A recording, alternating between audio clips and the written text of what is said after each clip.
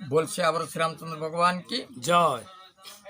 देख सकते हम आज शिवकल्पर अष्टम अध्याय गोटे कथा पढ़ुची आज्ञा विशेषकर त्रिलोचन ना जो आम पाखे त्रिलोचन भाई रोच से विषय देखा बही शिवकल्प कौन लिखुची।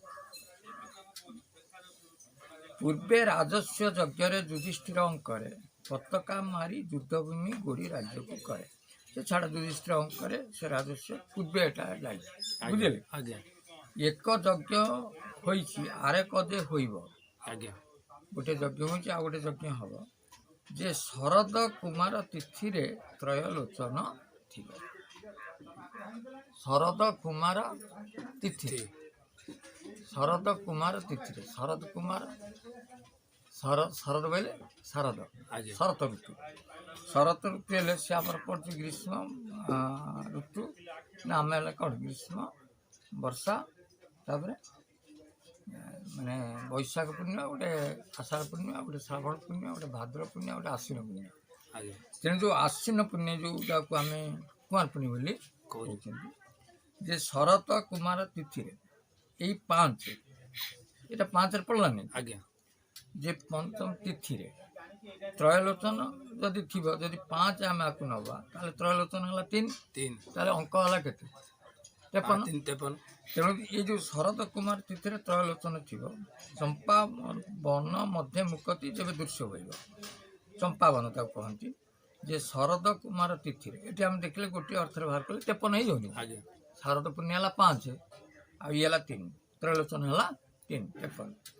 बर्तमान ताकू आम तत्व को नवा जे शरद कुमार है 5 तेणु आमर जो आउ ये ओ ई अंग 5 है आज्ञा से जो अंग जो से त्रयलोचन थी माने शिव नेत्र बा ज्ञान नेत्र को तुम दृष्टिटा त्रयलोचन थी आज्ञा त्रयलोचन को त्रिकुट कहते चंपा वन मध्य मुक्ति जब दृश्य हुए से जदि मुक्तिटा दृश्य होगा तुमको जब आत्मार दर्शन आसीगला ताल तुम आत्मा साक्षात्कार लाभ कल ना ना। आज्ञा अच्छा देख केते सुंदर लेख जलरू पताका उठिब भैरवी डाकिब जल बहले 7 समुद्र सेठू जलटा उठिब केमिति ना भैरवी डाक कर विराट गर्जन करके तुम ब्रह्मरंध्र पवनटा पशिब से जो गर्जनटा भैरवी गर्जन बोली कहते जे करेंगे से बुझीपारे फटफट मो कथा बुझे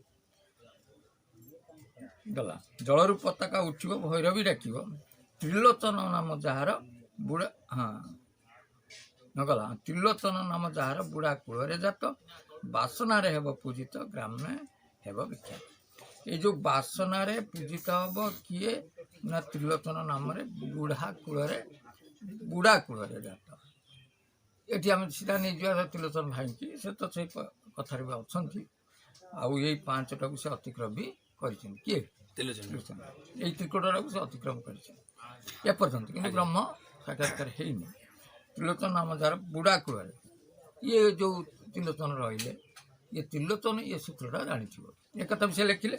द्वितीय अर्थ जदि आम देखा जे आर हूँ कौन ना त्रिलोचन बा अर्थात तुम त्रिलोचन नाम पाइज अर्थात ज्ञाननेत्र पाइज ज्ञाननेत्र पाइबा सहित बुढ़ा कूल जात तुम से जो आमर जो संसार रूपक जो कूलटा बुड़ीज बुढ़ा कूल जात बुढ़ा कूलटा बुड़ीज अर्थात आम भितर जो अज्ञानता अविद्या अस्मिता राग द्वेष ये सब सरीज तेणु कूलटा बुड़ीज है त्रिलोचन नाम जार बुढ़ा कूल जात बासना तापर देखियो तार बासनाटा बासी ज्ञानटा आसला से बासना बासिला बुझे संबरारी जात सेठारु कृष्ण ज्येष्ठ कनिष्ठ पुष्प धनु पुष्प बेउषा पूर्वे नाम लिखित परखिब भक्त गण को लीला हेब चट से तारी कथा चलला जंत्र बीज 16 ओंकारी साधु पंचारे भट्ट शेषदेव गादी सेठारे बट नाम बौल बेल बौल दारू वृक्ष कुंडी कूल मेला ये 3टा वृक्ष कुंडी नदी कूल मेला सिद्ध साधुंकर समाधि पूर्व कोणे रही पराशर मुनि सेठारे रही जोग साधुची सुवर्ण सिंधुक सेठारे अच्छी 3 सहस्र वृषभपति जगिचंती मुद्रा अच्छी सहस्र सेठू जो जो जीव बुझे सुवर्ण सिंधुक अच्छी 3 सहस्र 3000 ଯେଉଁ ଭକ୍ତ କଥା କହୁଛି, ସେ ଯେଉଁ 3000 ଭକ୍ତଙ୍କର ସିନ୍ଦୁକ ଅଛି, ସେଠିକି ଯିବା ପାଇଁ ହେଲେ ସୁବର୍ଣ୍ଣ ସିନ୍ଦୁକ ସେଠାରେ ଅଛି 300। ବୃଷଭପତି ଜଗିଛନ୍ତି, ମୁଦ୍ରା ଅଛି 100। ଏଇଟା ସହସ୍ରା, ଯେଉଁଥିରେ କି 3000 ଭକ୍ତଙ୍କ ସ୍ଥାନ ଅଛି। ସେଠି ଜଗିଛନ୍ତି କିଏ? ବୃଷଭପତି ବୋଲି ଶିବ ଠାକୁର। ତେଣୁ ଶିବ ଠାକୁର ତମ କୃପା କଲେ ବା ଗୁରୁ କୃପା କଲେ ତମେ ଯାଇକି ଦେଖ କେତେ ସୁନ୍ଦର କଥାକୁ ତଥ୍ୟରେ ବୁଝିବ। 196 ଭକତ ଲୀଳା କରିବେ ତହିଁ, ପେଜନଳା ନାମ ବହିବ ଦିନେ ସେ କୁଣ୍ଡି ନଈ। 52 କୋଟି ଯେ ଭଣ୍ଡାର, ତାହେଲେ 96 କୋଟି 96 ଲକ୍ଷେ 96 ଭକ୍ତ ଏଇ ପଛରେ ଲାଗିଥିବେ, କିନ୍ତୁ ତା ଦେହରୁ 3000 ଯିବେ। ପେଜନଳା ନାମ ବହିବ ଦିନେ ସେ କୁଣ୍ଡି ନଈ।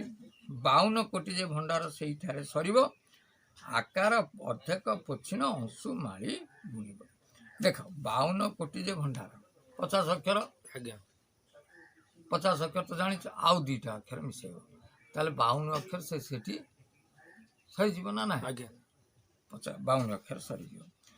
ସେଇଠି ଯେଉଁ 52 କୋଟି ଯେ ଭଣ୍ଡାର ସେଇଠାରେ ସରିବ, ସେଇଠାରେ 52 ଅକ୍ଷରଟା ସରିଯିବ। ବୁଝିଗଲେ? ଦେଖ କେତେ ସୁନ୍ଦର ଭାବରେ ବୁଝଉଛନ୍ତି। ଆକାର ଅର୍ଦ୍ଧେକ ପୋଛିଣ ଅଂଶୁ ମାଳି ଗୁଣିବ, ଅସ୍ଥି ବୀଜ ମିତ୍ର ମିଶାଇ ସୁଗୋଷ୍ଠୀରେ ପଚାରିବ। 52 କୋଟି ଯେ ଭଣ୍ଡାର ସେଇଠାରେ ସରିବ, ଆକାର ଅର୍ଦ୍ଧେକ ପୋଛିଣ ଅଂଶୁ ମାଳି ଗୁଣିବ।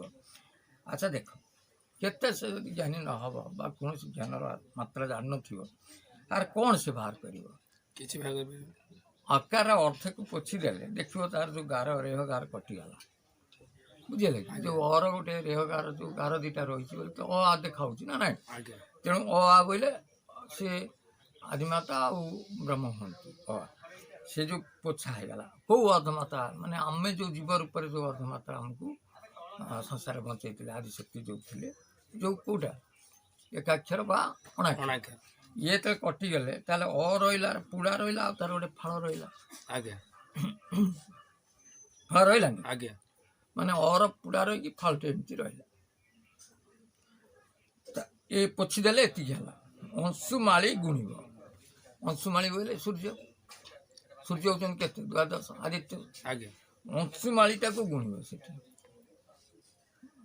ମାନେ 12 ପବନଟାକୁ ସେଠି ଗୁଣିବ। ଯଦି ତତ୍ତ୍ୱ ନେଇଥିବ ବୁଝିପାରୁଥିବ। 11 ପବନ କ'ଣ, 12 ପବନ କ'ଣ, ସେ 12 ପବନଟା ଗୁଣିବ। ଅସ୍ଥି ବୀଜ ମାତ୍ରା ମିଶାଇ ସୁଗୋଷ୍ଠୀରେ ପଚାର, ବସୁ ଅଙ୍କ ଯୁଗ୍ମ ହୋଇଲେ ଯଜ୍ଞ ହେବ ସେଠାରେ। ଅସ୍ଥି ବୀଜ ମାତ୍ରା ମିଶାଇ, ଅସ୍ଥି ବୀଜ ମୁଁ ବାର କହିଛି, ଅଣାକ୍ଷରକୁ ଅସ୍ଥି ବୀଜ କହନ୍ତି।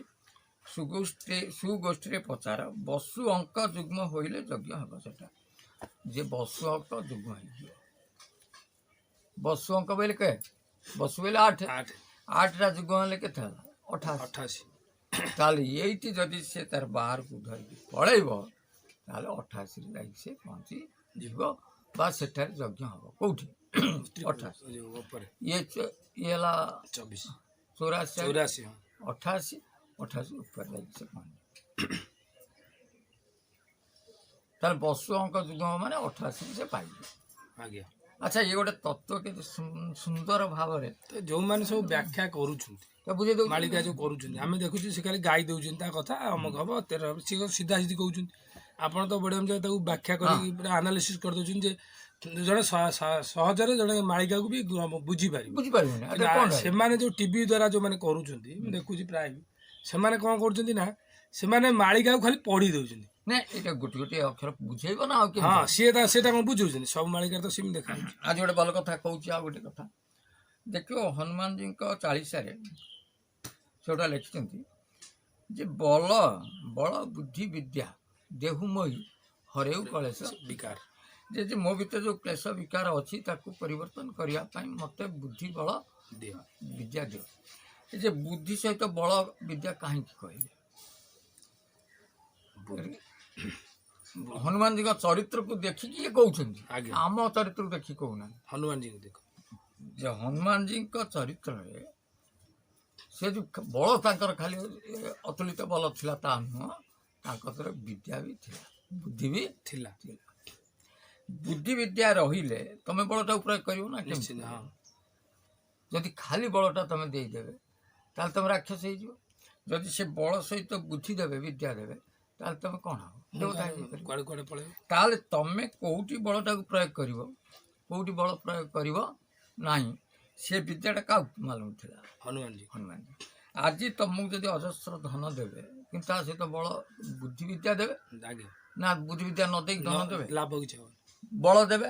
ଯଦି ବୁଦ୍ଧି ବିଦ୍ୟା ନ ଦେବେ ବଳ ଦେଲେ ତମେ କ'ଣ କରିବ କିଛି କରିପାରିବ। ତେଣୁ ବୁଦ୍ଧି ବିଦ୍ୟା ଯେତେବେଳେ ଆମ ପାଖରେ ଆସିବ ଆଉ ତା ସହିତ ବଳ ଆସିବ ଧର ବଳ ବୋଇଲେ ଆମେ 12 ହାତ ଖଣ୍ଡା ଧରିକି ହାଣିବା ଲୋକ କଥା କହୁଛନ୍ତି କାରଣ କିନ୍ତୁ ଯିଏ 12 ହାତ ଖଣ୍ଡା ଧରି ବଳ ପାଇବ ତା କତିରେ ବୁଦ୍ଧି ବିଦ୍ୟା ରହିବ ନା ନାହିଁ ଆଜ୍ଞା। ନା ଏମିତି ସୃଷ୍ଟିଟାକୁ ସବାଣି ହାଣି ଦେଇଯିବ। କାହିଁକି ଆଣି ଯଦି ବିଛୁଆତି ଗଛ ହାଣିବ ସେଠି ବେଲ ଗଛ ବି ହାଣିବ ସେଠି ବର ଗଛ ବି ହାଣିବ ତାହେଲେ ତ ସୃଷ୍ଟି ସବୁ ସରିଯିବ। ସରିଯିବ।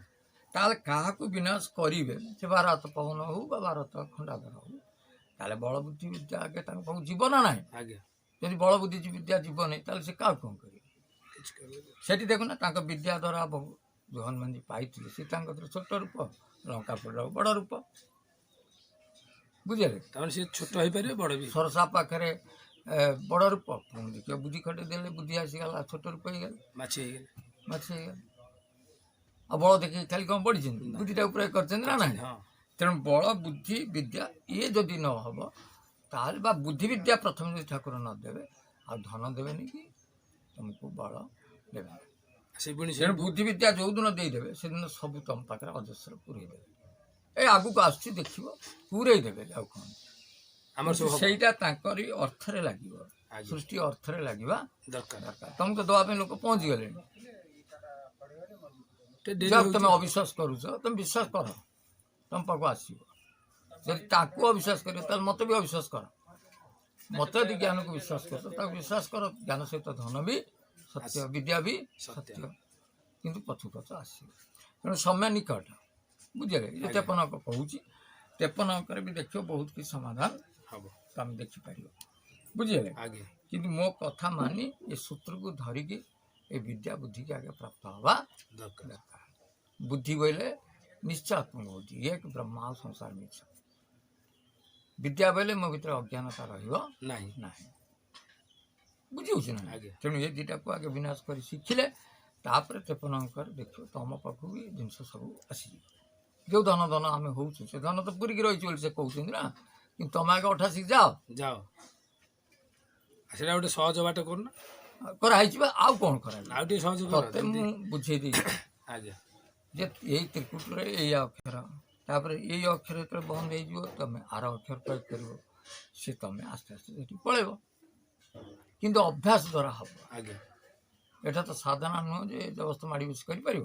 ଅଣ ସାଧନାରେ ସ୍ମରଣ ଦ୍ୱାରା ଏସବୁ ହେବ। କେତେବେଳେ ପ୍ରତିଦିନ ଘଣ୍ଟାଏ 2 ଘଣ୍ଟା ଯଦି ତା ପଛରେ ରହିବ ନିଶ୍ଚିନ୍ତ ସେ କଥା କେତେବେଳେ କହୁଛୁ ସମର୍ପଣରେ ସବୁ ହେଇଯାଉଛି। ଭୋଳା ସମର୍ପଣ କଥା ବି ହେଲା। କହୁଛ। ସମର୍ପଣରେ ଆମେ ସମର୍ପଣ ତ ତୁ ପାଇଲୁ ଠାକୁର କିନ୍ତୁ ପ୍ରଶ୍ନ ହେଉଛି ତମ ଦ୍ୱାରା ଯେତେବେଳେ କାର୍ଯ୍ୟ ହେବ ଧର ମୁଁ ତୋତେ ଏବେ 1 କୋଟି ଟଙ୍କା ଦେବି ମୁଁ ତୋତେ କେମିତି ଜାଣିବି ଯେ ଟଙ୍କାଟାକୁ ଇଏ କ'ଣ କେମିତି ଖର୍ଚ୍ଚ କରିବ।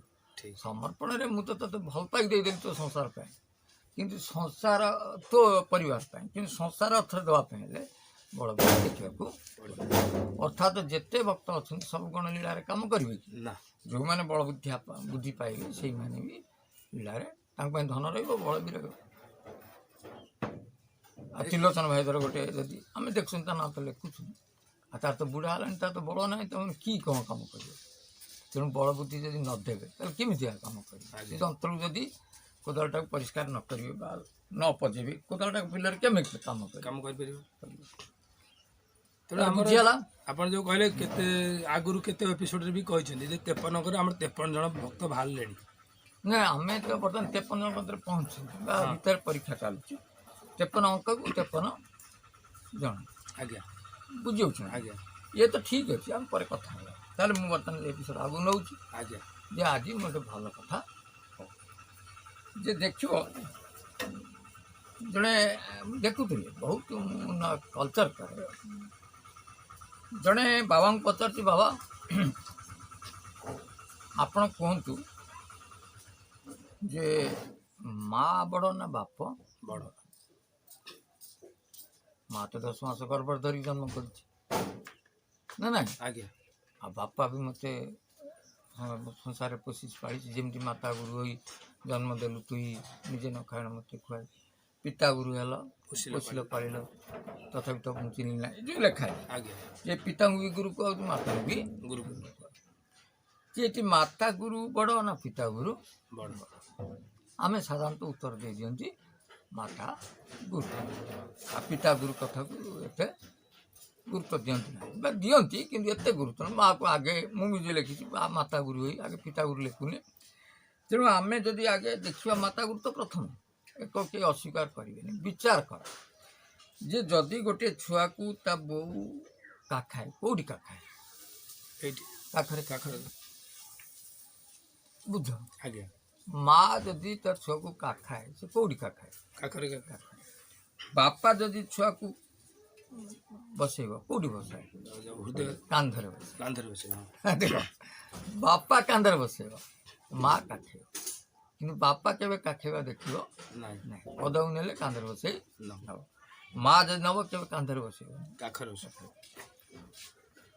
କେତେ ସୁନ୍ଦର କଥା ନା ନାହିଁ ଆଜ୍ଞା ତାହେଲେ କାଖରେ ବସେଇଲେ ଅର୍ଥ ମା ତ ପେଟ ଭୋକଟି ବୁଝିବ କାଖପା ରହିଲା ପେଟ ଆଜ୍ଞା ଯେ ପୁଅର ପେଟ ଭୋକଟାକୁ କିଏ ଜାଣିବ ମା ବୁଝିବ ମା ଜାଣିବ ଯେ ମା ମୋ ପୁଅ କ'ଣ ଖାଇବ ମୋ ପୁଅ ସବୁଦିନ ମୋ ପାଖରେ ଥାଉ କିନ୍ତୁ ମୋ ପାଖରେ ଯାହା ତୋରାଣୀ ପେଟ ପିଇକି ରହୁ ସିଏ ଆଉ ଅଧିକା ଚାହିଁବ ନାହିଁ ସବୁବେଳେ ଚାହୁଁଥିବ ମା ମୋ ପୁଅ ମୋ ପାଖରେ ରହୁ କିନ୍ତୁ ଦେଖ ସେଇ ଅର୍ଥରେ ବାପ ତଳେ କାନ୍ଥରେ ବସାଏ ବାପା ମୁଣ୍ଡ ଯେଉଁଠି ରହିଲା ପୁଅର ପେଟ ସେଇଠି ରହିକି ଆହୁରି ମୁଣ୍ଡ କୁଆଡ଼ୁ ଗଲା ଉପରୁ ଗଲା ଯେ ବାପା ଚାହେଁ ମୋ ପୁଅ ମୋ ଠାରୁ ଦି ହାତ ଅଧିକା ହଉ ଯଶ କରୁ ଦେଖ ବାପର ବୁଝିଲେ ଆଜ୍ଞା ମୋ ପୁଅକୁ କାନ୍ଧରେ ବସଉଛି ଏଇଥିପାଇଁ ସେ ମୋ ଠାରୁ ବଡ଼ ଦେଖାଉଛି ବା ଜୀବନରେ ମୋ ଠାରୁ ସେ ବଡ଼ ହେଇକି ଦେଖ ସମାଜ ଆଜ୍ଞା ଦେଖ କେତେ ସୁନ୍ଦର କଥା ତା ଭିତରେ ଅଛି ନା ନାହିଁ ଆଜ୍ଞା ବହୁତ ସୁନ୍ଦର କଥା ବାପ ଚାହେଁ ପୁଅ ତାଠାରୁ ବଡ଼ ହେଲେ ବାପ ପ୍ରଶଂସା ପାଏ ଆଉ ମା ତ ତାର ପୁଅର ଦୁଇଟା ଖାଇଦେଲେ ତା ଦୁଃଖ ସରି ଯାଏ ତାହେଲେ ଏମାନେ ସବୁ ଜୀବନ୍ତ ଗୁରୁ ଏ ତତ୍ତ୍ୱ ଯେଉଁ ବୁଝେଇବ ତ ସେ ତ ତତ୍ତ୍ୱ ମୁକ୍ତିର ଗୁରୁ କିନ୍ତୁ ଆମେ ଯେଉଁ ଜୀବନ୍ତ ଗୁରୁ ଅଛନ୍ତି ନା ନାହିଁ ଆଜ୍ଞା କେତେ ଆମ ହିତ ଚାହୁଁଛନ୍ତି ଠାକୁର ଭଳିଆ ବୁଝିଗଲା ନା ଆଉ ଗୋଟେ ଛୋଟିଆ କଥା ତା ସହିତ କହୁଛି ଆମେ ଯେ ସବୁବେଳେ କହନ୍ତି ଆଜିକାଲି ବୃଦ୍ଧ ବାପା ମାଆକୁ ସହିତ ହଇରାଣ କରୁଛନ୍ତି ବୁଝିଲେ ଆଜ୍ଞା ମୁଁ ବି ପ୍ରତ୍ୟକ୍ଷଦର୍ଶୀ ମୋତେ ବି ଲୁହ ଆସିଯାଉଛି ଆମର ବି ସେ ବେଳ ଆସୁଛି ବୁଝିଲେ ଆଜ୍ଞା ବାର୍ଦ୍ଧକ୍ୟ କ'ଣ ଯେମିତି କାଲି କିଏ କହୁଥିଲା ଏଭଳି ବାର୍ଦ୍ଧକ୍ୟ ଆସିବାରୁ ମରିଯିବା ବି ଭଲ ବୁଝିହେଉଛି ଆଜ୍ଞା ଏବେ ବି ଆମ ଶରୀର ଅସୁସ୍ଥ ଆସିଗଲାଣି ବୁଝିଲେ ଆଜ୍ଞା ଯେ ସେ ସ୍ୱାମୀ ସ୍ତ୍ରୀ ଗୋଟେ ମାନେ ମା ପୁଅ କେଉଁଠି ପଢ଼େଇଛି ବୁଝିଲେ ଏ ଗାଁରେ ରହେ କିନ୍ତୁ ସ୍ତ୍ରୀ ଆଉଛନ୍ତି ଆଜିକାଲି ସବୁ ସମାଜକୁ ନଷ୍ଟ କଲାଭଳି ସେମାନେ ଆସୁଛନ୍ତି ଗୋଟିଏ ଦୃଷ୍ଟିରୁ ଆସୁଛନ୍ତି କେବଳ ଶାଶୁଙ୍କୁ ହଇରାଣ କରିବା ପରେ ତାଙ୍କର ମୂଳ ଲକ୍ଷ୍ୟ ଅଛି ନଣନ୍ଦ ଯଦି ହୁଏତ ଜବାବ ଦେଇପାରିବ କାରଣ ତାର ବାପା ମା ଅଛି କିନ୍ତୁ ମା'କୁ ଏମାନେ ଏତେ ଅସୁବିଧାରେ ପକାଏ ମା କେବେ ଲୁହ ଗଡ଼େଇକି କାହାକୁ କିଛି କହେନି ନଣନ୍ଦ ତ ପାଟି କରି କହିଦେବ ଝିଅ ତ ବି ଦୁନିଆ କଥା କହିଦେବ କିନ୍ତୁ ମା'କୁ ଯେତେବେଳେ ବୋହୂ କହେ ସେ ଲୁଚେଇକି ସବୁବେଳେ କାନ୍ଦେ ଦେଖୁନ ମା ସିଏ ଯେଉଁ ଶାଢ଼ୀଟିକି ପିନ୍ଧି ପିନ୍ଧି ଦଦରା କରିଥିବ ମା ପିନ୍ଧିଥିବ ସେଇଥିରେ ବି ଖୁସି ହେଉଛି ତୁ ମାମିକି ଦେଖୁନି କହୁଛନ୍ତି ନୂଆ ଶାଢ଼ୀ ପିନ୍ଧୁଛି ନା କିଏ ଯେ ଶାଢ଼ୀ କ'ଣ ଦେଇଦେଉଛି ସେ ତାର ପିନ୍ଧୁଛି ନା ନାଇଁ ନୂଆ ଶାଢ଼ୀ ତ ଥୁଆ ହେଇଛି ଏଠି 6ଟା ଶାଢ଼ୀ ସେ ପିନ୍ଧେ ତାର ନୂଆ ଶାଢ଼ୀ ସେମାନଙ୍କର ମାଆର ଗୋଟେ ଗୁଣ ସେ ପିନ୍ଧିବନି ଆଗେ ଛୁଆକୁ ଦେବ ସେ ଯାଇକି ସେ ବୋଉଙ୍କୁ ଦେବ ସେ 2-4 ମାସ ପିନ୍ଧିଲେ କି ଦେଖିବ ଇଏ ସବୁ ମା ଇଏ ପୁଅଟି ବି ତା ବୋଉକୁ ତୁ ଯେମିତି ତୋ ବୋଉକୁ ଭଲ ପାଉ ସେ ଭଲ ପାଏ କିନ୍ତୁ ସ୍ତ୍ରୀ ଆଇଲା ମୁଖୁରା ସ୍ତ୍ରୀ କ'ଣ ମୁଖୁରା ନା ଆଜ୍ଞା ସବୁବେଳେ ବୁଢ଼ୀଟା ସାଙ୍ଗରେ କେଁ କେଁ କେଁ କେଁ ଝଗଡ଼ା ଆଉ ବୁଝିଲେ ଆଜ୍ଞା ବୁଢ଼ୀ ସବୁବେଳେ କାନ୍ଦିଲା ପୁଅ ବି ଦେଖିଲା ସେଠୁ ତା ସ୍ତ୍ରୀ ଏଣେ ତା ସ୍ତ୍ରୀକି ମାରିଲେ ତ ସିଏ ହାତ ଉଠେଇଲା ନା ଆଜିକାଲି ମାରିବ କ'ଣ ସିଏ ବି ହାତ ଉଠେଇଲେ ବାଡ଼େଇବୁ ତ ଛଡ଼ା ଯାଇକି ଚିରିକି ଯାଇକି ଥାନାରେ ଏଫଆଇଆର୍ କରୁ ତୁ ମୋତେ ଅତ୍ୟାଚାର କରଉଛୁ ମୋତେ ଯୌତୁକ ନିର୍ଯାତନା ଦେଉଛି ଏମିତି ବହୁତ କଥା ଇଏ ଦେଖିଲା ଆଉ ମା ପୁଅ ତ ତାର ବସନ୍ତି ଭଲ କିନ୍ତୁ ଗୋଟେ ଜାଗାରେ ରହିବା ଆଉ ସମ୍ଭବ ହେଲା ନାହିଁ ନା ସେଠୁ ତା ସ୍ତ୍ରୀ କହିଲା ତମେ ଯଦି ତମ ମାଆକୁ ବୃଦ୍ଧାଶ୍ରମ ଛାଡ଼ିଦେବ ତାହେଲେ ମୁଁ ଘର ସଂସାର କରିବି ନହେଲେ ମୋ ବାପ ଘରକୁ ମୁଁ ରହିପାରିବି ନା ଏ ବୁଢ଼ୀ ପାଖରେ ମୁଁ କଷ୍ଟ କାଳେ ରହିପାରିବି ନାହିଁ ପୁଅ ନାଚାର ନା ନାହିଁ, ଆଜ୍ଞା ପୁଅ ନାଚା। ଆଜ୍ଞା ସେଠୁ ପୁଅ କ'ଣ କଲା, କହିଲା ତୁ ଆଉ ବାପ ଘର ଯିବା ଦରକାର ନାହିଁ, ବୁଝିଲେ। ଆଜ୍ଞା ମୁଁ ନେଇଯାଉଛି ମୋ ବୋଉକୁ ବୃଦ୍ଧାଶ୍ରମରେ ଛାଡ଼ିଦେବି, ଆଉ ସଇଲା ଆଉ କ'ଣ। ହୁଁ ବୁଢ଼ୀ କେତେ ଠକ ଠକ କାନ୍ଦୁଥାଉ ପୁଅ ପାଇଁ, ବୋଉ ପାଇଁ। ପୁଅ ପା ଚାହେଁ ମୋ ପୁଅ ଆଜି ଖାଇଲା କି ନାହିଁ। ମୋ ବୁଢ଼ୀ ମାକୁ ଦେଖିଛି, ମୋ ବାପା ବି 70 ବର୍ଷ କି ବେଶୀ, ମୋ ମା ବି ଥାଏ। ଆରେ ଦୟା ଦୟା ଦୟା, ଖାଇଲୁ ଖାଇଲୁ, ଆରେ ଏ ଲୋକ ବିଗୁଡ଼ୁଥିବେ, ତୁ କ'ଣ ତୋ ପୁଅ କଥା ତୁ ବୁଝୁଛୁ, ଆଉ କେହି ବୁଝିବେ ନା। ସେ ଦୟା ଖାଇଲେ ଯେ ମୋ ବୋଉ, ଆରେ ପାଗଳା ଆନେ ଆନେ ତୁ ମୁଣ୍ଡ ତୁ ଖାଇଲୁ, ଆରେ କ'ଣ ତୁ ପେଟ ପଶିଯାଉ, ଏ କହୁଛି ନା ନାହିଁ। ଏବେ ବି ଆମକୁ କାହିଁକି ଦୁଃଖ ଲାଗୁଛି ସଂସାରରେ, ଏ ବୋଉକୁ ମାଆକୁ ଦେଖି। ଆମେ ତ ସେଇଠିକି ଯିବା ନା ନାହିଁ। ହୁଁ କେତେ ଗୁଡ଼ା ଦୁଃଖ ତ ଆମ ଜୀବନ ଅଛି। ସେ ହଉ ଠିକ୍ ଅଛି, ମୋ ବୋଉକୁ ନେଇଯିବି, ଛାଡ଼ିଦେବି ବୃଦ୍ଧାଶ୍ରମ, ବାଧ୍ୟ କ'ଣ। କ'ଣ ଉପାୟ ନାହିଁ। ସେଠୁ ଗାଡ଼ି ଡକେଇଲା, ସେଠୁ ତା ବୋଉକୁ ବସେଇଲା, ସିଏ ତାର ବସିଲା, ସେ ଖୁସି ହେଇଗଲା, କହିଲା କବାଟ ଦେଇଦେ, ମୁଁ ନିଜକୁ ଛାଡ଼ି ଦେଇକି ଆସିଛି। ସେ ତାର କବାଟ ଦେଇଦେଲା, ଇଏ ତା ବୋଉକୁ ନେଇକି କେଉଁଠି ଗଲା, ବୃଦ୍ଧାଶ୍ରମ ବୃଦ୍ଧାଶ୍ରମ ଗଲା। ବୃଦ୍ଧାଶ୍ରମ ଯାଇ ପହଞ୍ଚି ଲେଖାପଢ଼ା କଲା, ତାପରେ ତା ଗୋଟେ ରୁମ୍ ଦେଲେ, ବୁଝିଲେ, ଯେ ଏଇଠି ବୃଦ୍ଧାଶ୍ରମ ତ ମା ରହେ। ସେଠୁ ମାଆକୁ ଛାଡ଼ିଲା, ସେଠୁ ମାଆକୁ ମରିଦେଲା, ଯେତିକି କରିବା ମରିଦେଲା। କହିଲା ବୋଉ ଠିକ୍ ଅଛି, କହିଲା ନା ମୁଁ ଶୋଇବିନି, ତୁ ଯାଉନୁ। କହିଲା ମୁଁ କୁଆଡ଼େ ଯିବି, ମୁଁ କୁଆଡ଼େ ଯିବି, ତୁ ବୋଉ ଯୋଉଠି ରହିବୁ ମୁଁ ସେଇଠି ହେଲା। ଆଉ ଗଲା ନାଇଁ ନା, ପୁଅ ଅଛି ନା ନା, ସେ ହୁଁ ମୋ ବୋଉ ଯୋଉଠି ରହିବ ମୁଁ ରହିବି, ସେଇଠି କିନ୍ତୁ ମୋ ସ୍ତ୍ରୀ ଯୋଉଠି ରହିବ ମୁଁ ସେଠି ରହିବି ନାଇଁ ନା। ସ୍ତ୍ରୀ ଚାହେଁ ଧନ ସମ୍ପତ୍ତି ଗାଡ଼ି ସବୁ ଅଛି, ମୋ ବୋଉ ଚାହେଁ ମୋତେ, ମୋ ସ୍ତ୍ରୀ ଚାହେଁ ଧନ ସମ୍ପତ୍ତି, ତାକୁ ଦେଇଦେଲି। ଆଉ ବୋଉ ଯେତେବେଳେ ମୋତେ ଚାହୁଁଛି, ମୁଁ ମୋ ବୋଉ କେତେ ରହିବି, ବୁଝିଲା। ଆଜ୍ଞା ଜୀବନ ସାରା ବି ରହିଲା ବୋଉ କତିରେ। ଯେତେ ସ୍ତ୍ରୀ ମୁଣ୍ଡ ବାଡ଼େଇଲା, ଶ୍ୱଶୁର ଗଲା, ସବୁ ଗଲେ, ନାଇଁ ନା ଅଶ୍ୱିନ କାଳେ ଯିବି ନାହିଁ। ତମ ଝିଅ ଦେଇଛ ଧନ ସମ୍ପତ୍ତି ଗାଡ଼ି ରହିବି କୋଠା, କିନ୍ତୁ ମୋର ବୋଉ ତ ମୋ ବୋଉ, ମୋ ବୋଉ ପାଖରେ ମୁଁ ରହିବି। ମୋ ବୋଉ ଚାଲିଗଲେ ମୁଁ କ'ଣ ବିଚାର କରିବି, ପିଲା ଛୁଆ ପଢ଼ା ପଇସା ତ ମୁଁ ଦେଇଦେବି, ଚାକିରି କରିବି, କିନ୍ତୁ ବୋଉ ପାଖରେ ରହିବି। ବୋଉର ମଲା ପର୍ଯ୍ୟନ୍ତ ରହିଲା। ଏଭଳି ପୁଅ ବି ଅଛନ୍ତି ସଂସାର। ଆଉ ଗୋଟେ ସେମିତି ପ୍ରାୟ ଆମ ଘର ପାଖରେ ଘଟଣା, ସେ ତା ବୋଉକୁ ନେଇ ତା ଛାଡ଼ିବା ପାଇଁ ଯାଉଛି ବୃଦ୍ଧାଶ୍ରମକୁ, ତା ବୋଉ ଆଖିରେ ଅନେଇକି ଆଖିରେ ଲୁହ ଗଳି ପଡ଼ୁଛି, କହୁଛି ବାପା ମୋତେ କୋଉଠିକି ନେଇକି ଯାଉଛି। ସେ କହୁଛି ତ ଏଇ ଝମ୍ବିଲା ପାଇଁ ତତେ କାହିଁ ଏଠି ରଖିବି, ଚାଲ ତୁ ରହିବୁ, ହେଲେ ଇଏ ତାଙ୍କ ଶାନ୍ତିରେ ରହିବେ, ଆମେ ହେଲେ ଶାନ୍ତିରେ ରହିବୁ, ତୋ ପାଇଁ କାହିଁ ଘର ଅଶାନ୍ତି ହେବ। ତାକୁ ନେଇକି ସେ ଅନେଇକି କାନ୍ଦୁଛି, ବୁଢ଼ୀ 70-80 ବର୍ଷ 85 ବର୍ଷ, କହିଲେ ଆରେ ଏ ବୟସରେ ମୋତେ ନେଇକି ଯାଉଛି ସେଠି ଛାଡ଼ିବି, ମୋର ସେଠି କିଏ, ମୁଁ ପଇସା ଦେବି, ସିଏ ତତେ ଦେଖିବେ, କହିଲେ ଆରେ ତୁ ମୋତେ ଏଇଠି ବରଂ ଗୋଟେ ଅଲଗା ଜାଗାରେ ପକାଇଦେ, ମୁଁ ରହିବି, କିନ୍ତୁ ମୋତେ ସେଠିକି ନିଏ ନା, ସେଠି ଯମ ଯନ୍ତ୍ରଣା, ତୁ ମାରେ ଗୋଇଠା ମାରେ ଯାହା କରୁଛୁ କର, କିନ୍ତୁ ମୁଁ ଏଇଠି ରହିବି। ତଥାପି ତାକୁ ଘୋଷାରି ଘୋଷାରି ଗାଡ଼ି ଭିତରେ ପୁରେ ନେଇଯାଉଛି। ବୁଢ଼ୀଟା ଯୋଉ କାନ୍ଦୁଛି, ଯୋଉ ଅନେଇକି, ଆମରି ଘର ପାଖ ଘଟଣା, ତାକୁ ନେଇ ଛାଡ଼ିଦେଲେ। ଆଇଲାକୁ ବୁଢ଼ିଆ ବଞ୍ଚିଲାନି, ମାତ୍ର 15 ଦିନ ତ ମରିଗଲା। 15 ଦିନ ସେ ମାରିଦେଲେ। ଠିକ୍ ସେଇଟା କ'ଣ ଦେଖିବ, ଗୋମାତା ମାନଙ୍କୁ ଯେତେବେଳେ ଆମେ ଜଗନ, ମୁଁ କହୁଛି ବିଧର୍ମୀକି ବିକୁଛ, ଆମଠାରୁ ଯଥେଷ୍ଟ ଜ୍ଞାନ ଗୋମାତାର ଅଛି। ଆଜ୍ଞା ସେ କି ଏମିତି ବେକ ମୋଡ଼ିକି ତମକୁ ଅନେଇବ, ଲୁହ ଠକ୍ ଠକ୍ ଗଳି ପକେଇବ, ହଗି ପକେଇବ। ସେ ଏଉଠୁ ତମରି ଆଗରୁ 2-10 ଭେରା ନେଇଗଲା ପରେ ଏମିତି ଆଣ୍ଠୁଆ ମାରିବେ, ତାଙ୍କୁ ଗୋଇଠା ମାରିକି ନେବେ, ତମେ ଧୈର୍ଯ୍ୟ ଧରିବ। ଏମାନେ ଯୋଉ ବିକୁଛନ୍ତି, ଧର ତମ ଧୈର୍ଯ୍ୟ ତେଣୁ ନାହିଁ, ସେଇ କଥା ସତ ଦିକ ହେଉଛି, ତାଙ୍କୁ ନୁହଁ, ବିଧର୍ମୀମାନଙ୍କର ତ ତାଙ୍କର ବ୍ୟବହାର ସେୟା।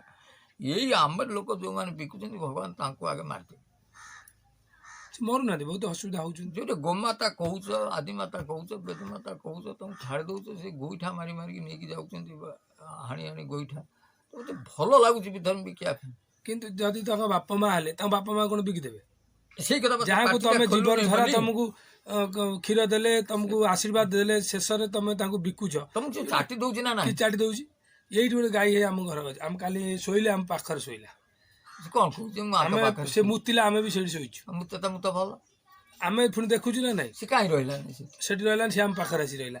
ତେଣୁ ଏମାନେ ସିନା ଆଶ୍ରମ ରହିଲେ କିଛି ଭଲ ମନ୍ଦ କଥା ବୁଝନ୍ତି, ତ ଆଇଲେ ଗୋଟେ ଦିନ କେତେ ସେ ସତ୍ସଙ୍ଗ ତମକୁ ଦେଖିଲେ, ପୁଣି ଅନେଇକି ଖାଇଲେ ପିଇଲେ କେତେ ଚାଲିଲେ। ଚାଟି ଦେଉଛି ତମକୁ, ତମ ଦେହ ସାରା ଛାଡ଼। ବହୁତ ସମୟ ଖରାପ, ବୁଝିଲେ। ଖାଲି ବହୁତ ଭଲ ଲୋକ ଅଛନ୍ତି।